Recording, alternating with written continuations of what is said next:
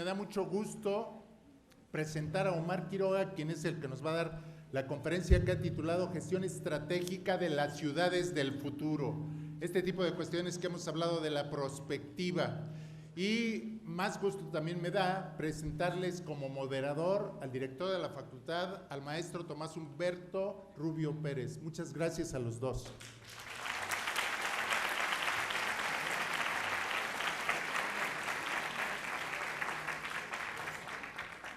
Muchas gracias, muy buenas tardes tengan todas y todos ustedes. Para mí es un verdadero privilegio participar como moderador en este 23º Congreso Internacional de Contaduría, Administración e Informática y sobre todo compartir el espacio con el doctor Omar Quiroga, que agradecemos mucho que nos visite, que nos pueda compartir su conocimiento y que cerremos con esta conferencia con broche de oro en esta edición. Me gustaría, para no robar mucho tiempo a la presentación del doctor, comentar de manera muy resumida algunos de sus datos curriculares. Omar Quiroga es doctor en Ciencias Económicas de la Universidad de Buenos Aires y Máster en Business Administration por la Universidad de Baltimore. Dirige el Centro de Ciudades Inteligentes de la Facultad de Ciencias Económicas de la Universidad de Buenos Aires. Es especializado en gestión estratégica de ciudades.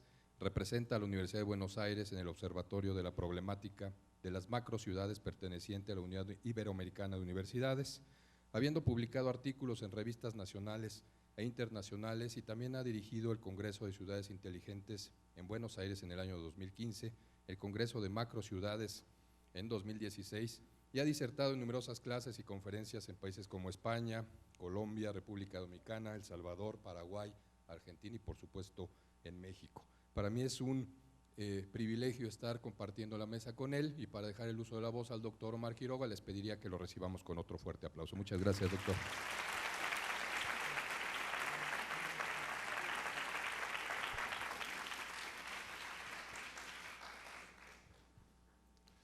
Bueno, buenas tardes a todas y a todos.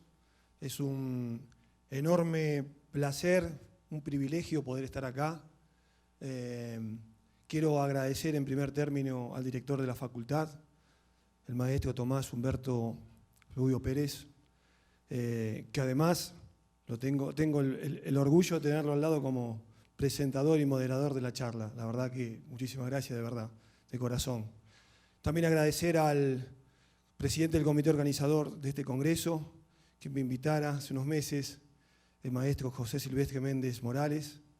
También agradecer al director anterior de la facultad, que ayer nos dio una conferencia realmente magistral, Juan Alberto Adamciade, y a tantos amigos que tengo desde hace tantos años en esta facultad, representados en dos nombres que son los de Leonel Sebastián y Jorge Arrioja, que tantos mimos me hacen para que pase bien mi estadía en México. Muchas gracias realmente a todos y a ustedes por estar presentes hoy acá. Espero que la conferencia les agrade. Bueno, ¿por qué hablar de gestión estratégica de ciudades? Las respuestas son muchas. Vamos a ensayar una que sea corta, simple. Ustedes saben bien que vivimos en un mundo de cambios. Hay mucha gente joven acá. Vivimos en un mundo donde todo es muy volátil, donde la incertidumbre es lo que manda, hay mucha complejidad, muchas variables para analizar, mucha ambigüedad. Yo vengo de un país donde todo lo que parece que va a ser de una manera es de otra, y toda Latinoamérica es así. Pero en el resto del mundo también suceden ese tipo de cosas. Nosotros estudiamos ciencias económicas, estudiamos administración, y sabemos que hay mucha fricción competitiva y que eso se ha acelerado mucho en los últimos años. Por lo tanto, vivimos en un contexto, como dije antes, muy complejo, y en el marco de esa complejidad hay tendencias estructurales.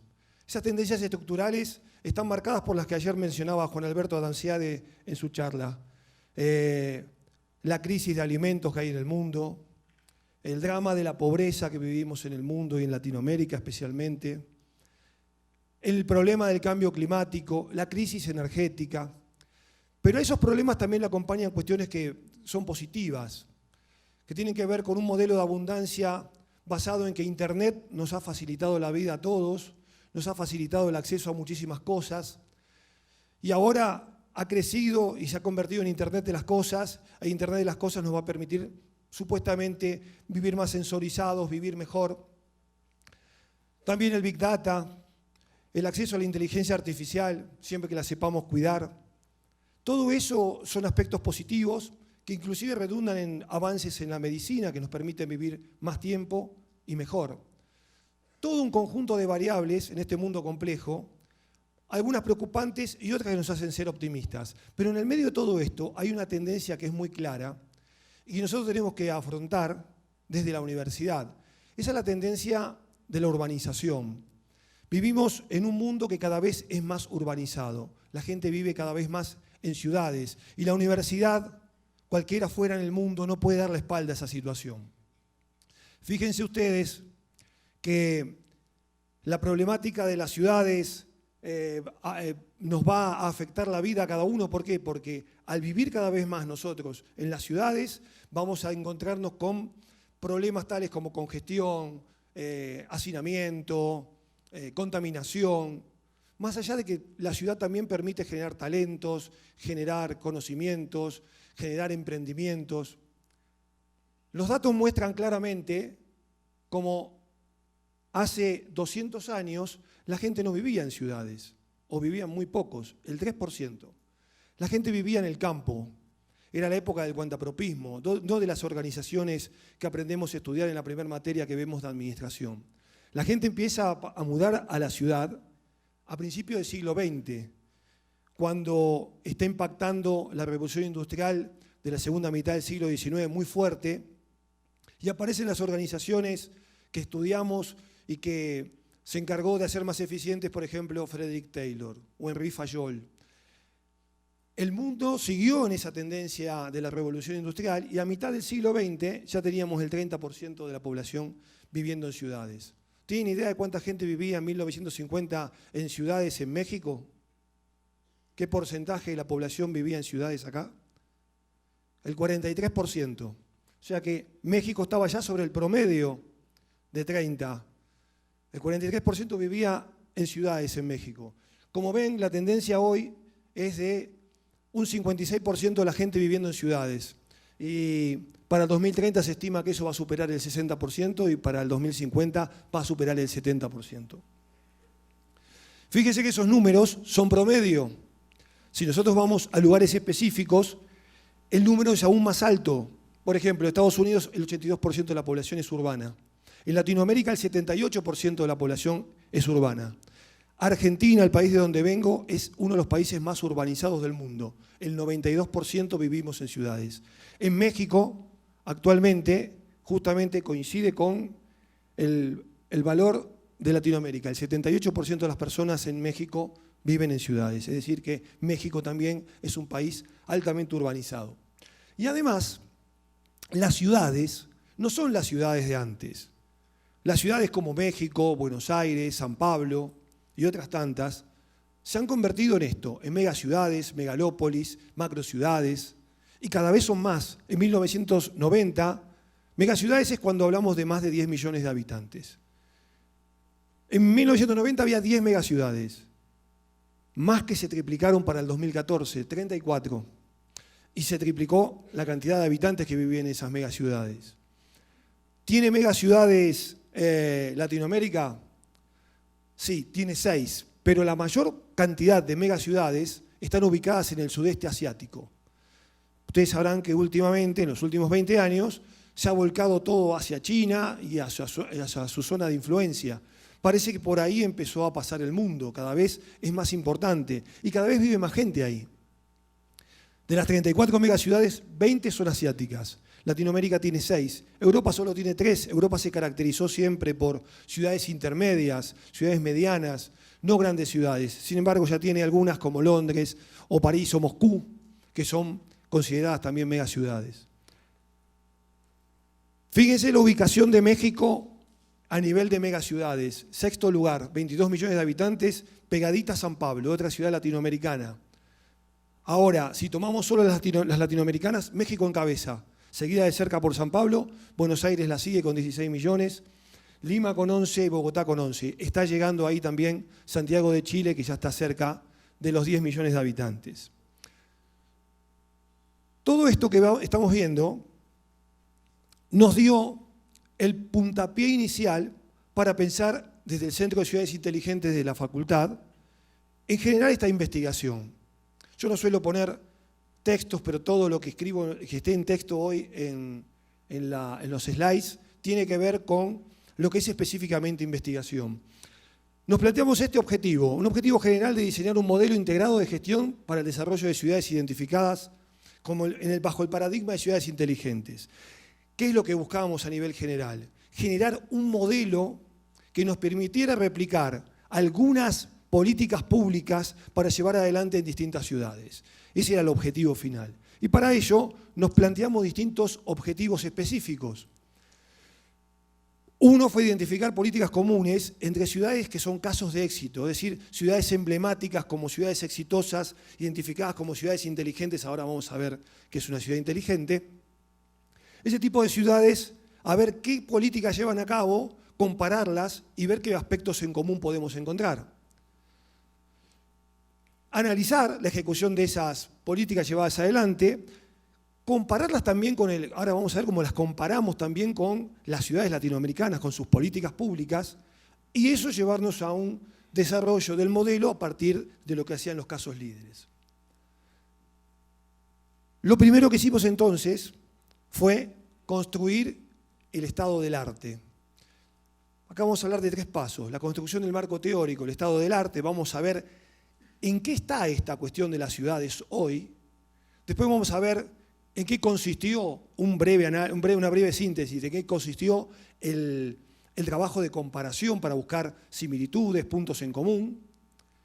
Y finalmente vamos a llegar al modelo. Y después vamos a ver para qué sirve todo eso. Porque lo importante de una investigación, desde mi punto de vista, y yo creo que desde el punto de vista de la mayoría de los investigadores, es determinar qué utilidad tiene una investigación. Una investigación no tiene que dar en el cajón de un escritorio. Por lo tanto, cuando empezamos a analizar qué pasaba con las ciudades, nos encontramos con esta primera idea, el concepto de destrucción de la ciudad. Y ustedes me dirán, vamos a hablar de ciudades, y el que está ahí me dice que la ciudad está destruida. Lo que está destruido es el concepto clásico de ciudad.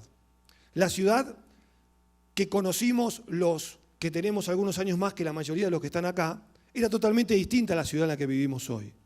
Eran ciudades más compactas, ciudades donde la mayoría de la gente trabajaba en organizaciones de corte industrial, ya sea en la oficina o en la planta industrial, pero trabajaba en industrias que tenían que ver con todo el desarrollo del siglo XX.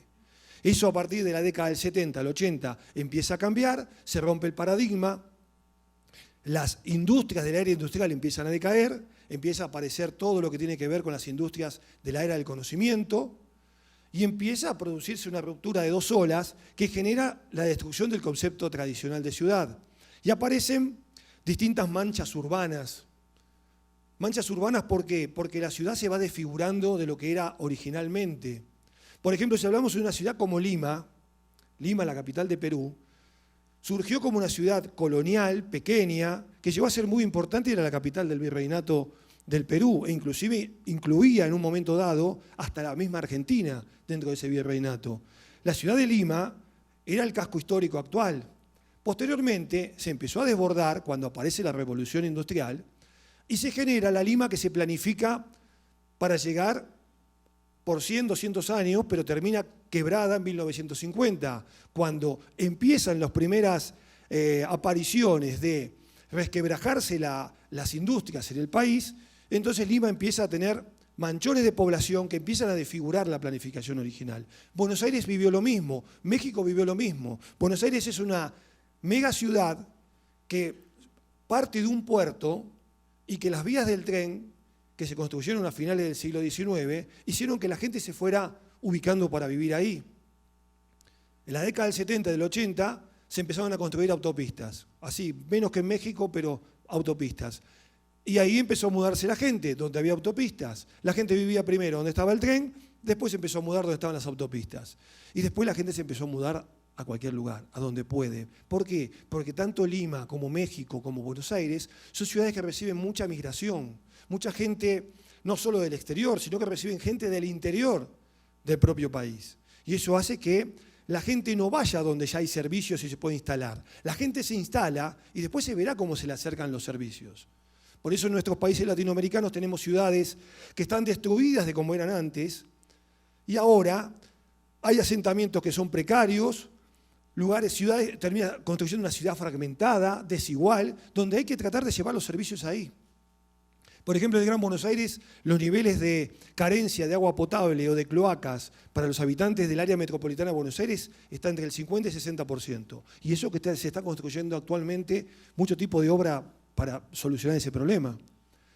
Lo mismo, no lo conozco en detalle, debe suceder en una ciudad como México, que aún es más grande. Así que este concepto de destrucción de la ciudad es un punto de partida inexorable. Vivimos en grandes ciudades fragmentadas, que crecen hasta el infinito. Entonces, a partir de esta destrucción de la ciudad y el surgimiento de un nuevo modelo de ciudad, apareció esta necesidad de generar un nuevo paradigma para gestionar este modelo nuevo de ciudad, esta ciudad que no tiene nada que ver con el modelo anterior. Por lo tanto, aparece el concepto de ciudad inteligente. ¿Qué es una ciudad inteligente? Y no es tan fácil de determinar, pero podemos decir que el concepto de ciudad inteligente tiene que ver con una apuesta a que las ciudades puedan afrontar los desafíos sociales, medioambientales, de desarrollo económico, los institucionales, los de movilidad y transporte, que le permitan darle a la población la mejor calidad de vida posible. Eso sería una definición muy genérica. Esa definición, o mejor dicho, el concepto de ciudad inteligente, lo que terminó haciendo fue convertirse en un paraguas protector de un montón de conceptos que venían de antes. Ya en la década del 70, el 80, 90, se empezaron a construir conceptos como ciudad sostenible, ciudad sustentable, ciudad saludable, ciudad innovadora. Después de la crisis del 2008, empieza a surgir este nuevo paradigma de la ciudad inteligente y ese concepto envolvió a todos los demás. Ahora, ¿corremos el peligro que ese concepto sea una moda? No, siempre y cuando nos tomemos todo esto en serio y trabajemos en serio, porque el concepto desde 2010 para acá, donde se afirmó, se fue transformando, fue evolucionando. Fíjense, comenzó como un concepto muy vinculado a la tecnología. La definición de ciudad inteligente al principio era utilizar la tecnología para mejorar la calidad de vida de la gente. Pero para que la gente pueda usar la tecnología, tiene que saber usarla. Tenemos que tener el segundo punto que vino después, que fue una evolución del concepto inicial. Necesitamos ciudadanos inteligentes. El ciudadano inteligente es aquel que puede hacer un uso significativo de la tecnología y que le va a permitir mejorar su vida. Posteriormente, la mirada, el concepto, se hizo más sistémico y se empezó a entender que para configurar una ciudad inteligente necesitamos de factores hard y de factores soft. ¿Cuáles son los factores hard? Todo lo que tiene que ver con infraestructura, todo lo que tiene que ver con tecnología, eso es hard, es duro, pero tiene que ir acompañado de nuestra inteligencia, de nuestra concientización, de comprender que nosotros tenemos mucho que hacer para que las ciudades sean lugares donde podamos vivir mejor. Por lo tanto, hay toda una parte soft que tiene que ver con nosotros, que es el capital humano. El capital humano juega un papel fundamental para poder construir este modelo de ciudad inteligente. Finalmente, hoy hay un enfoque holístico, donde no se analizan las partes separadas de las demás. Se trata de hacer una visión integral. Hoy se habla de proyecto de ciudad, hoy se habla de estrategia de ciudad. Ahora vamos a hablar de estrategia de ciudad y eso tiene que ver mucho con nuestra profesión. Porque inclusive para tantos jóvenes que hay acá, van a darse cuenta que es hasta una salida laboral para el futuro. Es un camino que vamos a recorrer sí o sí, porque el tema de las ciudades va a ser un tema que va a crecer como problema y va a necesitar más soluciones. Y desde una facultad como la de Contaduría y Administración, obviamente pueden salir soluciones. Obviamente que todos estos conceptos del paradigma Smart City se fueron convirtiendo en hechos puntuales, y está bien que así sea, obviamente. Cuando hicimos la investigación empezamos a ver que hay montones de aplicaciones Smart City o ciudades inteligentes, pero en realidad tienen una característica fundamental, que es que cada una de estas ciudades se han enfocado en un aspecto determinado. no han tomado a veces un análisis integral, no han desarrollado un estudio de dónde vinimos, dónde estamos hoy, qué diagnóstico podemos hacer y hacia dónde queremos ir, trazar una visión.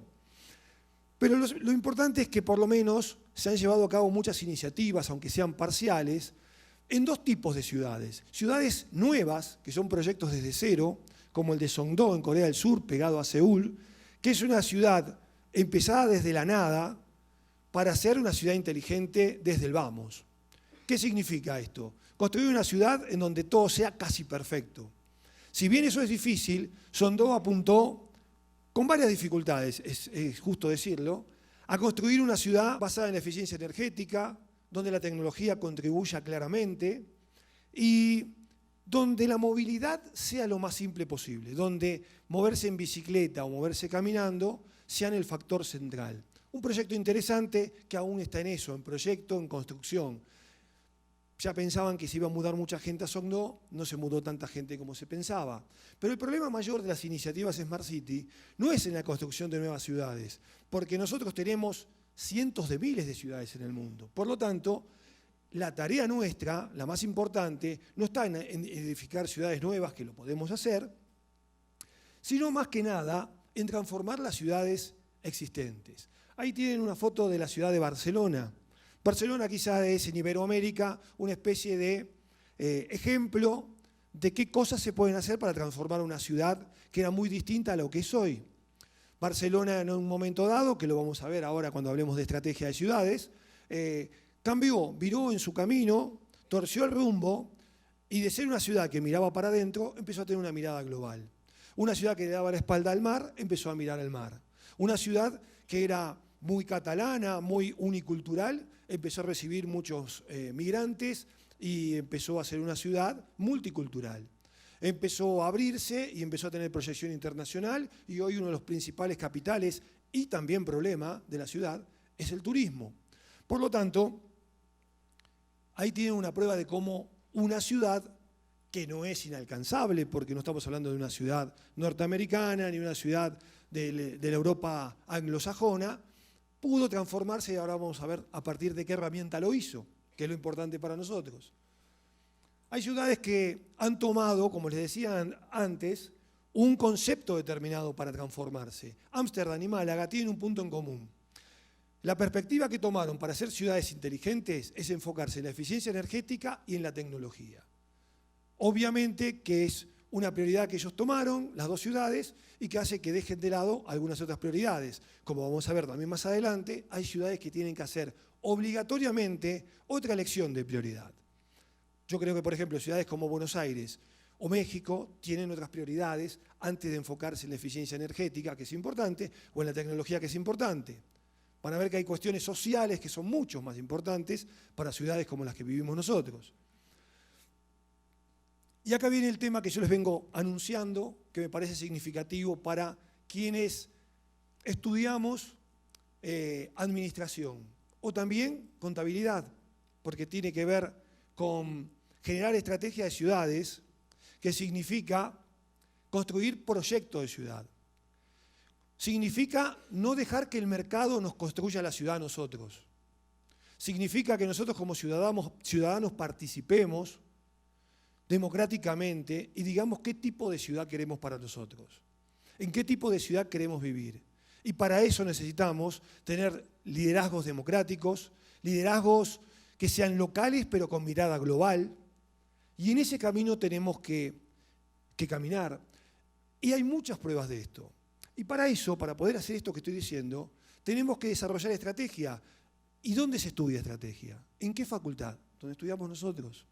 Por lo tanto, tenemos un papel muy importante respecto al tema de la urbanización, que parece a veces que es un tema de los planificadores urbanos que estudian en la Facultad de Arquitectura, o que es un tema de los ingenieros y determinan distintas formas de transporte.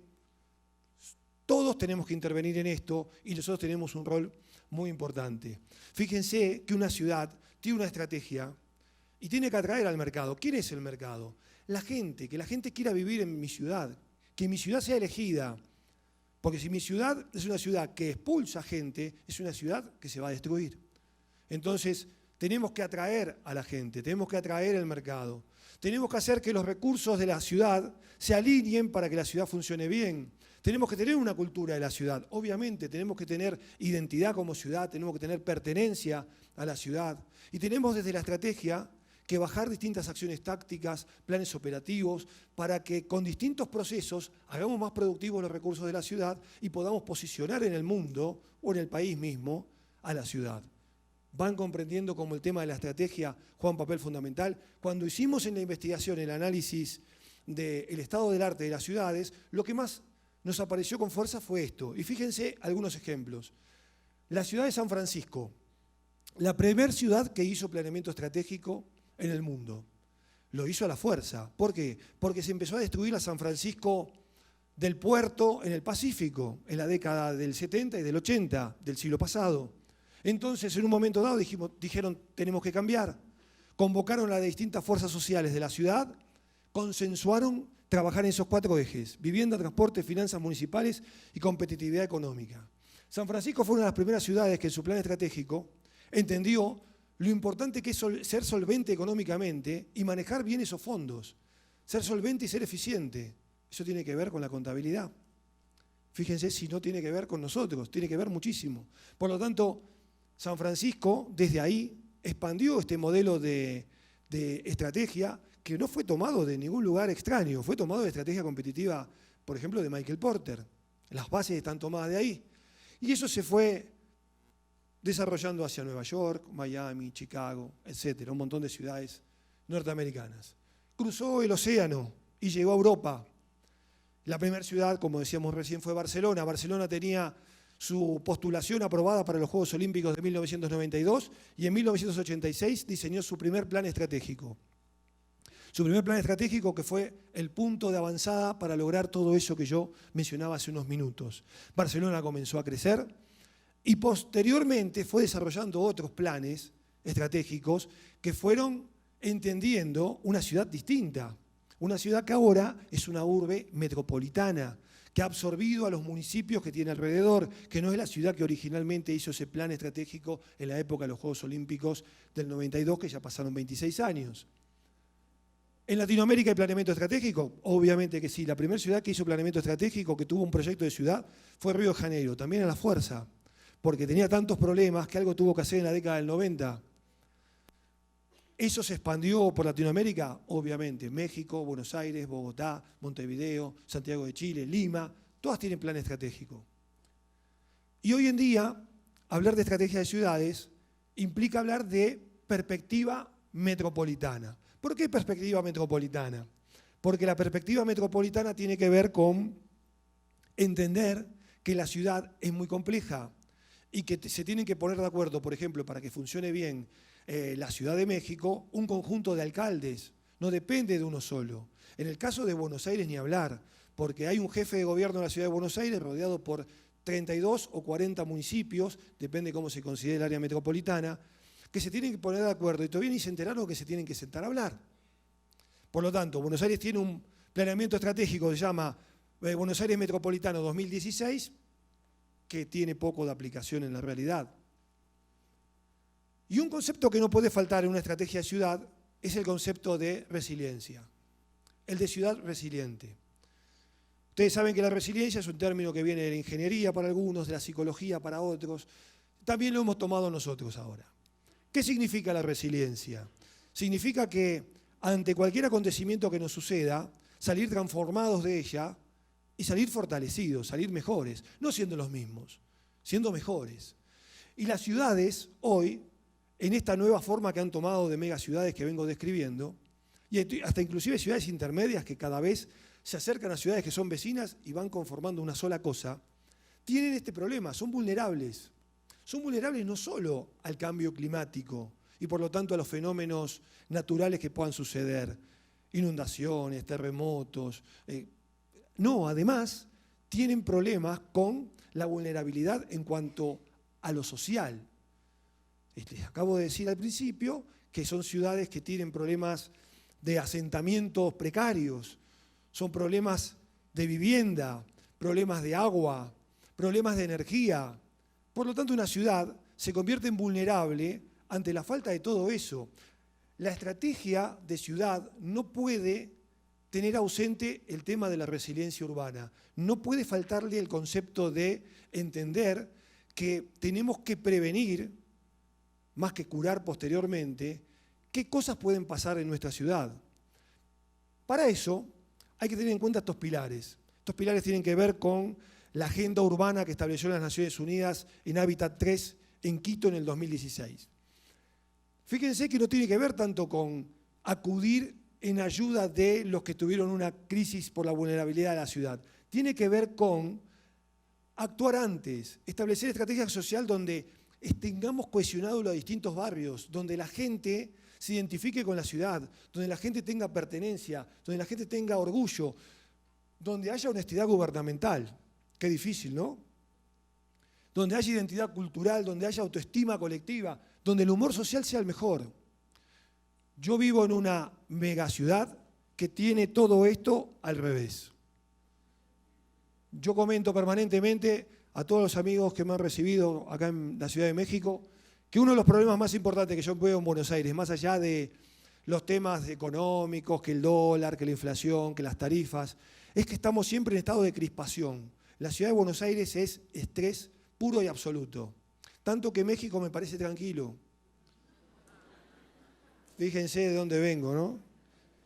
Peor que Siria. Ustedes se ríen, ustedes como estudiantes, no van a cambiar la actitud ahora que les voy a decir esto, pero la verdad es que tienen una actitud muy tranquila. Los nuestros están un poquito más inquietos siempre, están un poquito más movedizos, como que algo está por pasar. Después no pasa nunca nada, pero no importa, la inquietud ante todo. Esto es importante, tener identidad, tener seguridad, tener orgullo por el lugar donde uno vive.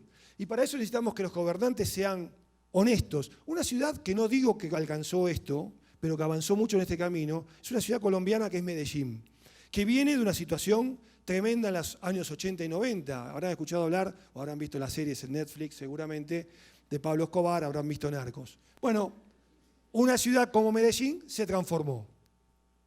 Ven, ya logré ponerlos más bulliciosos, más porteños están ahora.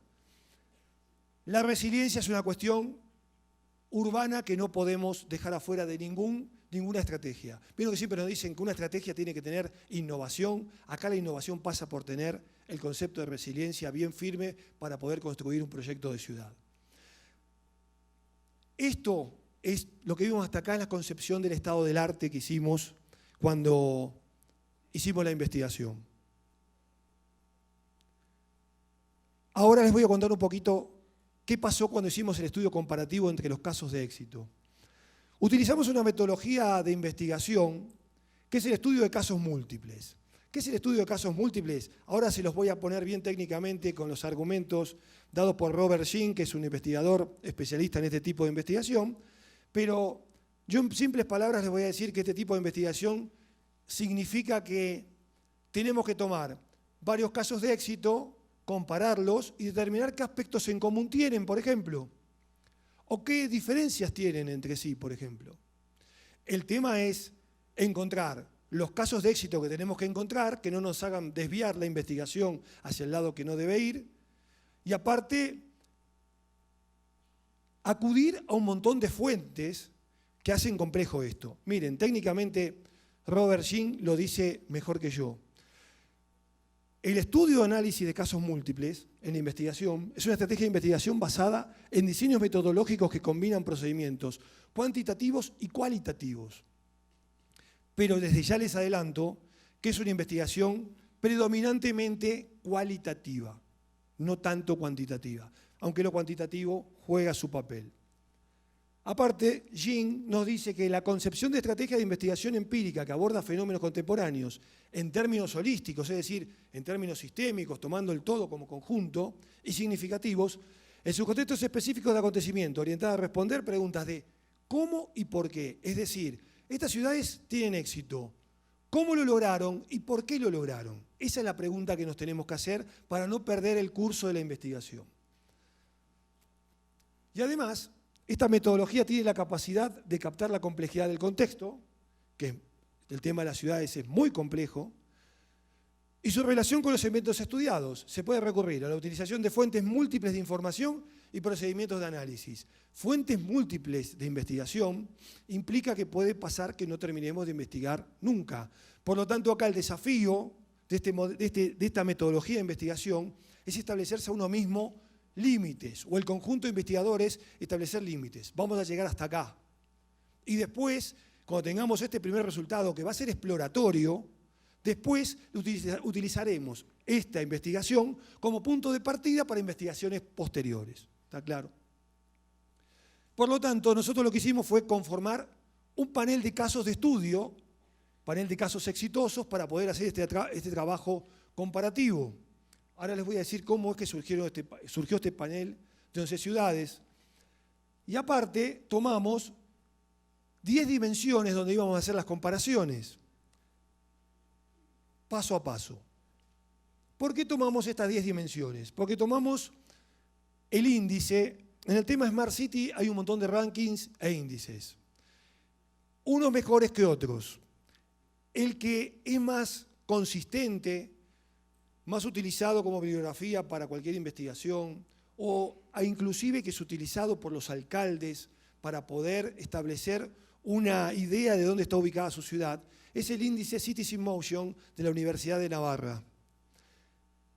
Como toma en cuenta más de 180 ciudades, de más de 80 países, muchas de ellas capitales en el mundo, tomamos en cuenta este índice que compara en estas 10 dimensiones. Lo tomamos como punto de partida. Y trabajamos sobre estas ciudades, ¿por qué? Porque en cada una de esas 10 dimensiones hay un ranking, y además hay un ranking general. Ustedes me dirán, se podría hacer que uno tomara las 3 primeras ciudades de cada dimensión y compararlas, pero podríamos tener el riesgo de contar con un panel de 30 ciudades. Para poder comprimir y dirigir más la investigación, establecimos un sistema de ponderación donde, muy bien, estás entre las 3 primeras de tu dimensión. Por ejemplo, en medio ambiente están las 3 primeras, pero en el ranking general no apareces en las 20 primeras, esa ciudad era descartada. O sea que una de las condiciones sine qua non era estar en los primeros 3 puestos de la dimensión a analizar y además estar en los primeros 20 puestos, por ejemplo, del ranking general. Por lo tanto, ahí logramos hacer un panel de ciudades mucho más concentrado que quedó en este conjunto de 11 ciudades. El único riesgo que nos generó este modelo de ponderación, y lo tengo que asumir como quizás una debilidad de la investigación, es justo determinar que hay debilidades en las investigaciones, es que acá no hay ninguna ciudad, fíjense, asiática. Cuando yo dije que el fenómeno urbano tenía una importancia muy importante, una importancia significativa en Asia. Por lo tanto, empezamos la comparación en cada una de las 10 dimensiones. Fue un trabajo muy arduo. Yo, para mostrarles cómo lo hicimos, les voy a mostrar cómo quedó una de las dimensiones. Obviamente que una vez que obtuvimos los resultados, comparamos con las 3 primeras ciudades latinoamericanas del ranking en ese momento. Buenos Aires, Santiago de Chile y Medellín. Una buena noticia. Eso fue en 2016 y 2017. Actualmente el tercer lugar no es más de Medellín, es de México. Así que les traje la buena noticia de que México ya está ahí. Analizamos la dimensión, imaginen cómo están las demás, ¿no? Si estamos en Buenos Aires, Santiago de Chile y México en las 3 primeras. En la dimensión movilidad y transporte, nos tocó analizar 3 ciudades que en movilidad y transporte son importantes y son 3 ciudades importantes a nivel global en el mundo, que son Nueva York, Londres y París. ¿Qué obtuvimos como resultado del análisis comparativo entre Nueva York, Londres y París en transporte y movilidad? Bueno, estos son algunos de los resultados más importantes. Primero, que estas 3 ciudades presentan como aspecto común que tienen planificación en transporte y movilidad sustentable. Tienen planes, tienen estrategia, las 3. Son eficientes en el sistema de metro, que son los más extensos del mundo y tienen trayectoria de más de 100 años. Nueva York, París, Londres, son ciudades que tienen 300, 400 kilómetros de metro. La Ciudad de México, para que tengan idea, que es la que debe tener uno de los metros más grandes de Latinoamérica, tiene 200 kilómetros. Buenos Aires, que tuvo el primer metro de Latinoamérica, 1913, empezó, tiene solo 54 kilómetros, que son prácticamente un poco más de los que tuvo al inicio. Tiene ahí una gran deuda. ¿Qué tienen además estas ciudades en común? Eficientes sistemas de buses, el BRT, el carril exclusivo para los ómnibus. Eso permite complementar el sistema de metro. Hay un fuerte impulso y concientización en el uso de la bicicleta y el caminar. París, Londres y Nueva York han impulsado con mucha fuerza esto. Times Square, el lugar famoso, del más famoso quizá del mundo, era un lugar donde se cruzaban automóviles por todos lados. Hoy en día, la mayor parte de Times Square es peatonal, y eso es una transformación de los últimos 5, 6 años, no más allá. Estas ciudades impulsan la dimensión humana, es decir, el intercambio entre los ciudadanos, que nos podamos ver a la cara, que podamos intercambiar ideas. Presentan coordinación de transporte metropolitano, son ciudades expandidas que han coordinado el transporte. Tenga una idea de que Londres coordinó su transporte a mediados del siglo XIX, hace más de 150 años. Aplican la tecnología, en la semaforización la aplican fuertemente en las 3 ciudades, desalientan el uso del automóvil, como en México, a través de políticas públicas donde la tasa de congestión es muy fuerte, por ejemplo en Londres trabajan mucho con eso. México es lógico que tenga un uso intensivo del automóvil, han hecho autopistas ¿para qué? Para los automóviles, entonces uno saca el auto. Y después se generan las congestiones que se generan en México, en Buenos Aires, en San Pablo o en Lima. Y por supuesto, son ciudades que trabajan mucho con la tecnología y generan aplicaciones para el transporte, para que tengamos en nuestros teléfonos inteligentes. Ahora, esas son todas logros, son cosas positivas que las ciudades que comparamos han logrado. Si comparamos con Medellín, Santiago de Chile y Buenos Aires, fíjense que hay cosas buenas que tienen estas ciudades, pero también tienen muchas cosas que no son tan buenas. Medellín, por ejemplo, coordinó el sistema de metro, que es muy joven. El sistema de metro de Medellín tiene su origen en 1995 y ha sabido ir generando un sistema de metro que aún es pequeño, tiene 35 kilómetros, lo coordinó muy bien en forma metropolitana con el metrocable que llega a las barriadas más humildes. Un dato positivo que resaltamos en la investigación. Santiago de Chile también extendió mucho su metro, que es más del doble que el de Buenos Aires, cuando en realidad empezó en 1975, 62 años después que Santiago de Chile tiene un metro mucho más amplio y ha mejorado mucho su transporte metropolitano a partir de esto. Buenos Aires, ahí está una crítica, ha retrocedido en ese aspecto, ya que su red creció muy poquito, por lo tanto es un punto negativo. Van viendo cómo en la investigación trabajamos en aspectos en común y aspectos diferentes. Las 3 ciudades proyectan crecimiento y coordinación de sus transportes públicos. Buenos Aires ahora está con el tema del Metrobús, pero no como el Metrobús de México. México tiene un Metrobús articulado con 3 cuerpos, 2 articulaciones, no tiene nada que ver con el de Buenos Aires. El de Buenos Aires es más un bus rapid transit, un carril exclusivo donde van algunos ómnibus que de Metrobús tienen muy poco. Algunos son un poco atrasados en cuanto a su modernidad. Buenos Aires y Medellín han impulsado bicisendas y han fomentado mucho el uso de la bicicleta, no sin problemas. En Buenos Aires hay mucha bicisenda y los que vamos en auto nos enojamos con la bicisenda, porque el de la bicicleta va por cualquier lado y porque el de la moto se mete en la bicisenda. Pero por lo menos es el inicio de un camino. Buenos Aires ha peatonalizado muchas zonas, el microcentro lo ha peatonalizado y eso es un hecho positivo. Pero ahí ven como Santiago de Chile y Buenos Aires tienen problemas en coordinación metropolitana, distan mucho de las políticas de casos de éxito como Londres, Nueva York y París. Y Buenos Aires carece de coordinación totalmente, y también lo hace Santiago de Chile, de coordinación con todo lo que es el área metropolitana de Buenos Aires. Si alguien vive en un lugar alejado a 30, 40 kilómetros del centro, tiene grandes problemas para viajar en una ciudad como Buenos Aires. Por lo tanto, una vez que finalizamos, este trabajo lo hicimos en cada una de las 10 dimensiones, entre casos de éxito, y después comparamos contra las ciudades latinoamericanas. Una vez que logramos todo eso, tratamos de hacer un resumen y generamos el modelo. Un modelo que finalizó en la conclusión de que las ciudades deben afrontar 5 desafíos y que en esos desafíos tienen un conjunto de buenas prácticas para aplicar. Y que la tecnología es un punto de apoyo, es un medio para que todo eso se pueda lograr. Todo esto se tiene que entender sistémicamente. Todo esto se vincula entre sí. Es decir, ahí, por ejemplo, ven que es importante en los desafíos sociales que contemos con espacios públicos donde nosotros podamos interactuar con la gente, es decir, la dimensión social de la ciudad, pero también en lo ambiental aparecen espacios verdes, y los espacios verdes son generalmente espacios públicos. Esto interactúa todo con todo. 40 buenas prácticas apoyadas por la tecnología para afrontar esos 5 desafíos. Esto es una herramienta de trabajo. Esta es la conclusión a la que llegó la investigación que llevamos adelante. Ahora, lo que les dije hace un ratito, para ir cerrando. ¿Para qué sirve una investigación? Hicimos todo este trabajo que fue enorme. Generamos este modelo. ¿Qué tenemos que hacer con esto? ¿O qué estamos haciendo, mejor dicho, con esto? Porque ahora estamos haciendo algo de eso.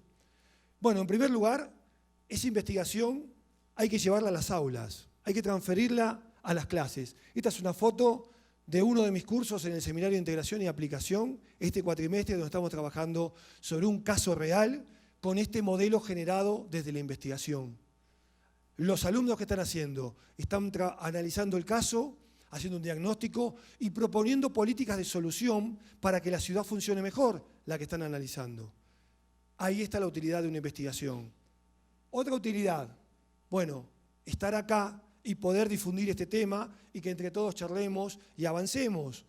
No que ustedes solamente aprendan de la investigación, sino que ustedes aporten a la investigación, porque es exploratoria y se puede seguir sumando. Y la prueba que se puede seguir sumando es que la LAFEC, como comentaba ayer Juan Alberto Danciari en su charla, estamos trabajando en un macroproyecto de ciudades inteligentes, donde la investigación que hicimos en la Universidad de Buenos Aires es un punto de partida, pero hay 4 países, México, Colombia, Perú y Argentina, 17 universidades y 40 equipos de investigadores sumando investigaciones a esta investigación original, y les aseguro que cada vez enriquecemos más el modelo. Además, lo hemos logrado llevar más allá. Esto es macro universidades. Esto tiene que ver con una alianza entre la UNAM, Universidad de Buenos Aires, San Pablo, Complutense de Madrid y Universidad de Barcelona, donde la investigación la hemos incluido en el Observatorio de Problemática Universitaria de la Unión Iberoamericana de Universidades, y que estudia el tema macrociudades. Finalmente, lo más importante, la aplicación en el campo de la investigación. Esta es la tapa y contratapa de un libro que estamos publicando actualmente, que tiene que ver con un trabajo hecho en un distrito del Gran Buenos Aires, donde llevamos nuestro modelo surgido de la investigación y con las autoridades locales, como corresponde, pudimos hacer un trabajo donde pudimos analizar las distintas políticas públicas, en este caso de San Miguel. San Miguel está ubicado, como ven ahí, esta es la ciudad de Buenos Aires. Si ustedes van a la ciudad de Buenos Aires, van acá. Todo esto que la rodea son los municipios que constituyen el Gran Buenos Aires o área metropolitana de Buenos Aires. El que está en rojo, ahí es San Miguel. San Miguel tiene una identidad muy importante, eso lo determinamos a partir de la investigación. Tiene fiestas patronales, una imagen, mucha pertenencia de parte de su gente, y se ha volcado en uno de los desafíos a trabajar muy fuertemente. Trabaja mucho en los desafíos sociales. Por lo tanto, tiene una identidad y logramos ver que está en un camino, tiene un proyecto de ciudad en construcción, y está encaminada a lograr muchos avances. Obviamente que tiene un problema que tienen casi todos los distritos de este Gran Buenos Aires: le falta perspectiva metropolitana. San Miguel puede avanzar con la Universidad de Buenos Aires en lograr un montón de cosas, pero si no tiene en cuenta que está rodeado de otros distritos que tienen una problemática quizá más importante o más significativa que la que tiene San Miguel, puede estar en problema el día de mañana. Por ejemplo, San Miguel al lado tiene un partido que es el partido de Moreno. Moreno es uno de los partidos de Gran Buenos Aires que tiene mayor problemática social, donde en muchas escuelas ni siquiera se puede dar clase, donde la gente vive en gran porcentaje bajo la línea de pobreza. Por lo tanto, San Miguel no tiene un muro que la defiende de Moreno, no interactúa con Moreno. Por lo tanto, siempre el estudio hay que hacerlo de manera sistémica, y el aporte de la universidad a San Miguel tiene validez desde ese punto de vista. Y yo acabo de decir algo que es que la ciudad inteligente es un proceso en construcción. Una ciudad inteligente, y esto como va como reflexión final, no existe como objetivo en sí mismo. La Smart City no existe, no es un fin en sí mismo. Es un camino, es un proyecto, es ir en camino a algo mejor, es tener estrategia, es construir resiliencia. Eso es una Smart City. Está trabajando en torno a alguna cosa preponderante, empezar a llevar políticas públicas adelante que nos permitan vivir mejor a los ciudadanos hoy y mañana. Por eso es trascendente desarrollar estrategias de ciudades. Hay que ser solventes económicamente para tener una ciudad inteligente y manejar los recursos de forma eficiente. Y una vez más, eso nos corresponde a nosotros. Es la única manera en que nosotros podamos trabajar, generar políticas, generar ciudad, generar ciudadanía, y desde ese momento tener la oportunidad de que la gente se sienta igual una con otra. Nosotros tenemos que apuntar a tener ciudades muy sociales, pensar en la dimensión humana, pensar que las ciudades no son los edificios, las ciudades son fundamentalmente nosotros, nuestras interacciones, los momentos que pasamos acá, cuando estudiamos, cuando aprendemos, cuando trabajamos, cuando expandimos nuestro talento y somos emprendedores. Ese es nuestro desafío y desde nuestras facultades lo tenemos que llevar adelante. Les agradezco muchísimo su atención. Gracias.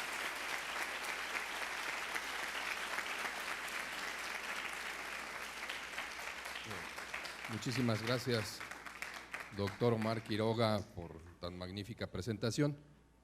Daremos solamente, por cuestión de tiempo, un par de minutos más porque seguramente habrá algunas preguntas y abrimos este espacio para alguna pregunta que quisieran hacerle a nuestro ponente del día de hoy. Mi nombre es Anaí. Quería preguntar en qué situación actual se encuentra México actualmente en torno a esto de las ciudades inteligentes. No, yo tampoco entendí, tampoco te escuché. ¿Puedes hablar más fuerte para...? Que si actualmente, ¿en qué situación se encuentra, considera usted que se encuentra México en torno a todo el concepto de ciudades inteligentes? La ciudad de Chihuahua, por ejemplo, tiene planeamiento estratégico y la universidad trabaja activamente en ese tema. Hay proyectos en Quintana Roo vinculados a lo que es turismo sustentable para poder tomar eso como punto de partida para constituir ciudades en donde puedan vivir mejor sus habitantes. Y en lo que hace la Ciudad de México, bueno, tienen todo un desafío en el tema de movilidad y transporte que es muy claro y también desafíos en lo social, pero la Ciudad de México es fuerte en lo que es capital humano. Y uno de los puntales en eso de capital humano, que es un punto de partida esencial, la educación es un punto esencial para construir ciudades inteligentes. Y la UNAM y tantas universidades y escuelas que hay en la ciudad constituyen un punto de arranque muy importante para que la Ciudad de México pueda caminar en ese sentido. Gracias. Adelante, perdón, aquí al frente. Pues me gustaría saber cuál es la posición frente al componente tributario, cómo incide en este proyecto de ciudades, ya que por lo menos nosotros tenemos unos tributos a nivel local. Hay uno que se llama el efecto plusvalía, que contribuye a la financiación de obras urbanísticas. Y para nosotros es pues muy importante este tributo, pero me gustaría saber cómo interactúa, digamos, este componente en este proyecto. Estoy muy lejos de ser especialista en temas tributarios, no soy contador público, soy licenciado en administración, pero voy a hablar desde lo que conozco, sobre todo por mis colegas investigadores de Colombia, que están haciendo, por ejemplo, proyectos basados en PPP, participación público-privada, y me han comentado esto de tributación destinada específicamente a generar este tipo de proyectos. Sé que yo considero que Colombia es el país de Latinoamérica que más avanzado está en este paradigma de ciudad inteligente. Los investigadores que están trabajando en el proyecto de la ADAFEC son realmente brillantes. Tenemos proyectos desde Medellín, proyectos desde Barranquilla, Bogotá, Manizales, y en todos hacen fuerte hincapié en lo que es la gestión pública y en lo que es la calidad de la gestión pública, donde mencionan el tema tributario como una de las cuestiones centrales, porque tiene que ver con la eficiencia de la administración de un municipio o de cualquier ciudad, pero más detalles que eso no te puedo dar porque la verdad no sabría decirte, pero sé que en Colombia están trabajando muy por encima de los otros países latinoamericanos en esta cuestión que vos planteás, sin lugar a dudas. Muchas gracias. Una participación más de este lado, si nos pudieran acercar el micrófono. Empezamos aquí al centro en la parte de arriba, pero se pueden acercar de este lado el micrófono. Adelante, por favor. Ustedes que han trabajado además del transporte en Medellín sobre la ciudad innovadora que es Medellín. Pues, ¿qué más han investigado fuera del transporte de Medellín el aspecto de ciudad innovadora? De Medellín, ¿qué otros temas de Medellín hemos tocado? Trabajamos en todas las dimensiones respecto a Medellín. Medellín destaca en algunos, cuando uno investiga, destaca sobre todo en los factores que tienen que ver con lo social. En movilidad también porque ha llevado en las últimas décadas el transporte a lugares donde otras ciudades latinoamericanas no lo lleva. Yo he vivido la experiencia, por ejemplo, en forma personal, del tranvía de Oriente, donde el transporte va por una zona que es una barriada humilde, y construir un transporte moderno como ese en un lugar así, en Buenos Aires, por ejemplo, es imposible. ¿No? A nadie se le ocurre hacer un transporte como ese, donde hay lo que nosotros llamamos una villa o un barrio, un asentamiento precario. En lo social, Medellín destaca porque han logrado integrar en muchos sectores de la ciudad que no podían acceder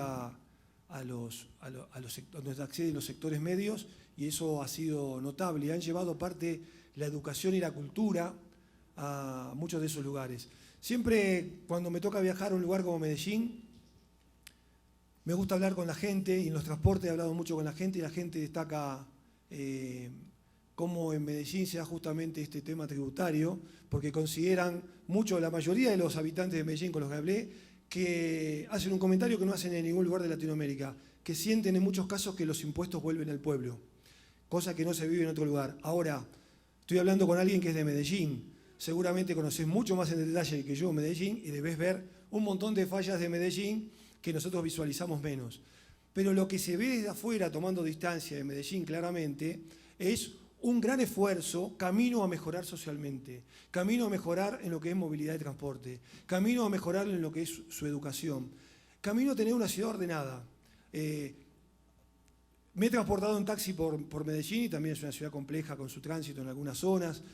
Dificultades hay como hay en todas las ciudades latinoamericanas, obviamente, pero sin duda que es una de las ciudades que impacta, y por eso ha sido premiada en muchos eventos, porque es una ciudad que ha tomado un camino, y que más allá de que los que van pasando por el gobierno sean de distintos partidos políticos o sean el mismo, tienen como un trazo grueso por donde están caminando. Eso desde afuera se visualiza muy bien, espero que en algún momento también lo visualicen muchos desde adentro.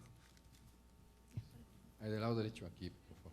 ¿Qué dificultades en la etapa, digamos, de la coordinación para el aterrizaje de estos proyectos han tenido? O sea, ¿cuáles han sido esas como dificultades en la etapa de la coordinación?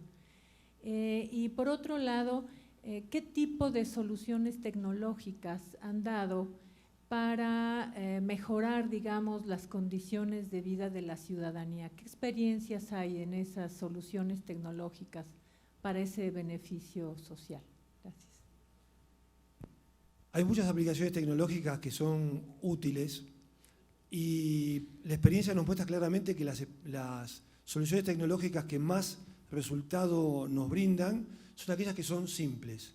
Por ejemplo, en el caso de San Miguel, donde nosotros aplicamos el modelo de la facultad, lo aplicamos en una ciudad real que el municipio tiene más de 300.000 habitantes, donde tiene problemas de inseguridad.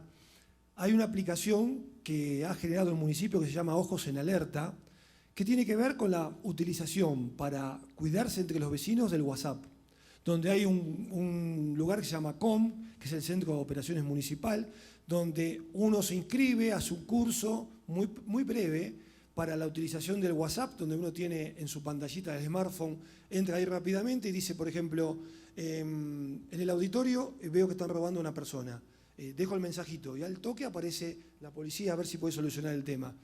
Es una solución tecnológica muy simple y que tiene una utilidad muy grande porque tiene un fuerte impacto en San Miguel. Lo que pasa es que en un lugar con perspectiva metropolitana como el Gran Buenos Aires, lo que lográs a veces es que los ladrones se vayan al municipio de al lado. Porque dicen, ojo, que ahí tienen ojos en alerta, mandan un WhatsApp y enseguida te cae la policía. Entonces, eso hay que trabajarlo a nivel sistémico en todo el área metropolitana de Buenos Aires, pero sin duda que una política tecnológica muy simple como esa ha logrado un resultado exponencial. Y ahí están las soluciones que tenemos que encontrar. Pequeñas intervenciones tecnológicas que dan más resultado que la gran intervención tecnológica que a veces no sirve para nada y a veces encontrás que a un jubilado le dan algo para un botón antipánico que no sabe dónde apretarlo y eso no tiene sentido, porque tenemos que entender que no somos nativos, la mayoría somos migrantes digitales. La primera pregunta que me habías hecho era el tema de la coordinación de la investigación. ¿En qué cosa? La coordinación y implementación de los proyectos en las ciudades. Bueno, la coordinación de los proyectos en las ciudades dependen de sus gobernantes, de la habilidad que tengan para armar equipo y para darle participación a la gente. Los proyectos se coordinan y se ponen en funcionamiento mucho más fácil cuando lográs participación ciudadana y que haya un fuerte consenso en cuanto a la acción que se va a llevar adelante. Nosotros visualizamos que cuando hay una fuerte puesta en acuerdo de algo, se implementa rápidamente. Cuando se quiere imponer algo a través de un liderazgo que no es tan democrático, la implementación de hasta la mejor política se hace más difícil. Eso es la gran visualización que vemos a gran escala. Muchas gracias, doctor. La última pregunta de este lado. Gracias. Buenas tardes, muchas gracias por la conferencia. Soy César, de la carrera de Informática. Mi pregunta es esta. De acuerdo a su investigación, ¿cuál es el impacto en la población al adoptar estas tecnologías del día a día cuando se ocupan en estas ciudades? ¿Cómo es la reacción de las personas y la población específicamente? No existe tecnología útil si no juega con la característica de tener ciudadanos inteligentes. Es decir, no sirve de nada la tecnología si no, como vos bien decís, no tiene el impacto que tiene que tener. Es lo que dije antes. Tiene que ser tecnología de uso simple, de uso fácil. Yo considero que a veces hay muchas aplicaciones que son superposiciones que no terminan siendo útiles. Vos fíjate que para lo que dije antes de ojos en alerta, no hubo que generar una aplicación nueva. Se utilizó WhatsApp, simplemente se utilizó WhatsApp. O en San Miguel también han utilizado tecnología para movilizarse y utilizar transporte público. Hicieron un convenio con Waze directamente.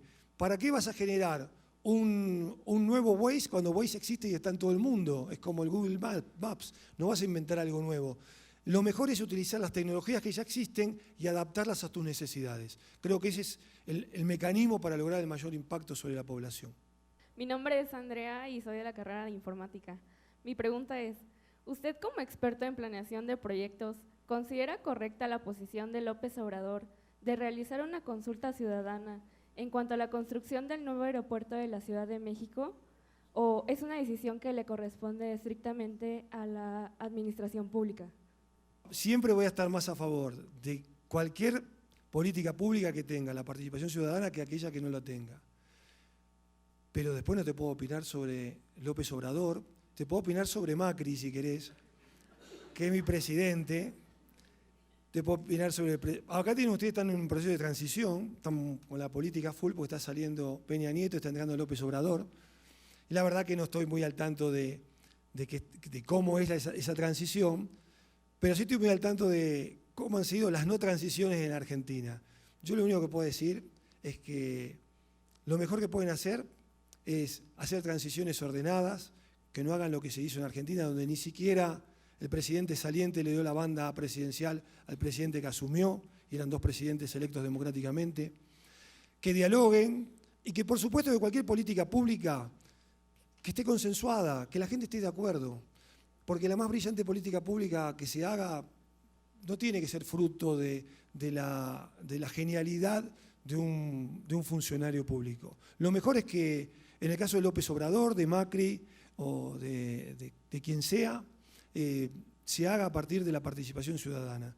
Que nosotros construyamos nuestra propia ciudad y no dejemos que nadie nos la construya. Los dueños de la ciudad somos todos los que estamos acá.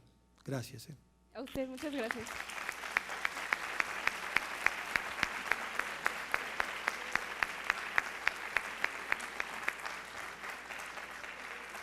Nuevamente, muchas gracias, doctor Quiroga. No hay mucho más que decir con esta estupenda conferencia y solamente quiero decir que a través de la ALAFEC nos empeñaremos en seguir apoyando este macroproyecto, porque nos pone a pensar que en pocos años, en un par de décadas más, estaremos cercanos al 70% de poblaciones urbanas, y si hoy ya tenemos algunos problemas con servicios, problemas sociales, sí tenemos que aplicar la estrategia, y ustedes vieron jóvenes también, que es un área muy importante en donde se pueden desempeñar hacia adelante para resolver y atender diferentes problemas de vivienda, de movilidad, de servicios, como decía, de orden, de eficiencia energética y todo lo que tenemos que trabajar entre más pobladores estemos en esta ciudad o en estas macrociudades como es la Ciudad de México. Si me permiten, a nombre de la División de Investigación de la Facultad de Contaduría y Administración, de la Asociación Nacional de Facultades y Escuelas en Contaduría y Administración, así como de la Asociación Latinoamericana de Facultades y Escuelas en Contaduría y Administración, otorgamos el presente reconocimiento al doctor Omar Quiroga por haber dictado la conferencia magistral Gestión Estratégica de las Ciudades del Futuro, firma el de La Voz, 5 de octubre de 2018, por Mi Raza Hablará el Espíritu. Muchísimas gracias, doctor.